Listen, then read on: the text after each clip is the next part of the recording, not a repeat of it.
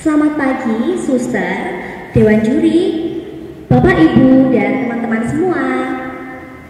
Perkenalkan, saya Deva dari lingkungan Isidorus.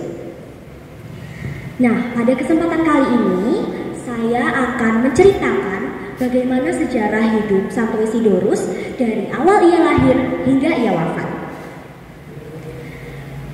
Lingkungan kami memilih Santo Isidorus sebagai pelindung pastinya karena sebuah alasan.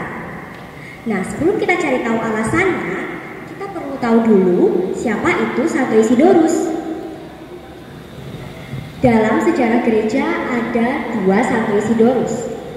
Yang pertama ada Santo Isidorus Petani dan yang kedua ada Santo Isidorus Pujangga. Santo Isidorus Petani adalah seorang tokoh suci dari abad ke-11 yang hidup di Spanyol. Ia dikenal sebagai seorang petani sederhana yang hidup di desa Madrid. Sedangkan Santo Isidorus dari Seville atau Santo Isidorus Pujangga adalah salah satu tokoh penting dalam sejarah gereja dan intelektual Kristen. Pada awal mulanya, lingkungan kami memilih Santo Isidorus Petani sebagai pelindung karena mayoritas umatnya berprofesi sebagai petani. Tetapi karena adanya pemekaran, umat di lingkungan kami sudah tidak ada lagi yang menjadi petani. Maka dari itu, kami mengangkat Santo Isidorus Pujangga sebagai pelindung lingkungan kami. Santo Isidorus Pujangga lahir pada tahun 560 Masehi di Seville, Spanyol. Ia lahir di keluarga yang amat religius. Kedua kakak laki-lakinya, yaitu Leander dan Fulgentius, adalah uskup dan santo juga. Bahkan saudari perempuannya yang bernama Florentina adalah biarawati dan santa.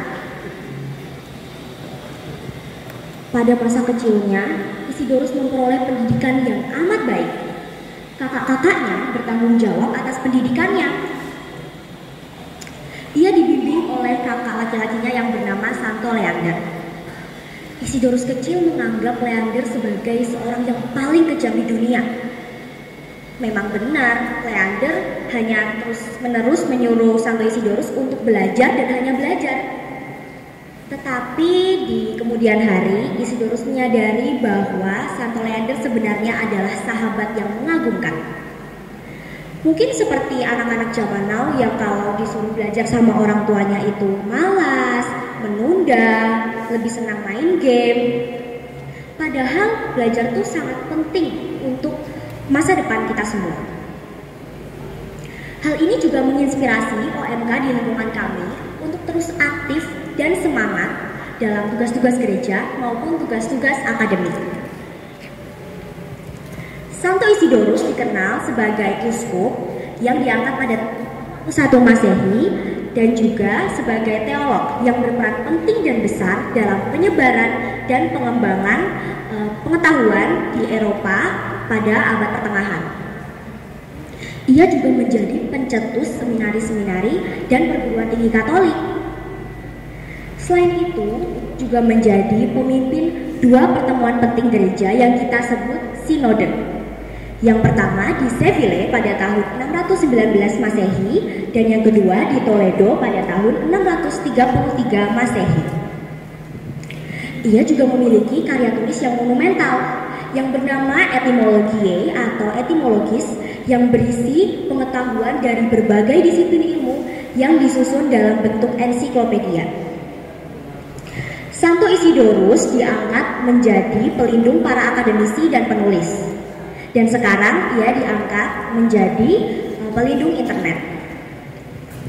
Santo Isidorus pernah berkata, "Sesungguhnya, sebagaimana kita harus mencintai Tuhan dengan kontemplasi, demikian juga kita harus mencintai sesama kita dengan tindakan." Hal ini seperti pada tertulis dalam Injil Matius bab 22 ayat 37 dan 39, yaitu, "Kasihilah Tuhan Allahmu dengan segenap hatimu dan dengan segenap jiwamu dan dengan segenap akal budimu, dan kasihilah sesamamu manusia seperti dirimu sendiri." Hal ini ia katakan pada bulan-bulan terakhir ia hidup, yaitu sebelum ia wafat pada 4 April tahun 436 Masehi. Oleh karena itu, lingkungan kami merayakan Pesta Nama Pelindung Lingkungan setiap tanggal 4 April. Nah, setelah kita sudah mengenal siapa itu Santo Isidorus dan bagaimana karya-karyanya, kita bisa meneladani bahwa kita harus selalu hidup dalam kesederhanaan dan kerendah hatian. Sebab, walaupun Santo Isidorus hidup di keluarga yang kaya raya, ia tetap memilih untuk hidup sederhana dan memiliki sifat kerendah hatian. Seperti pada tertulis dalam Injil Lukas bab 14 ayat 11, barang siapa meninggikan dirinya, ia akan direndahkan, dan barang siapa merendahkan dirinya, ia akan ditinggikan. Selain itu, kita juga bisa meneladani semangatnya untuk terus mengejar kebijaksanaan melalui studi.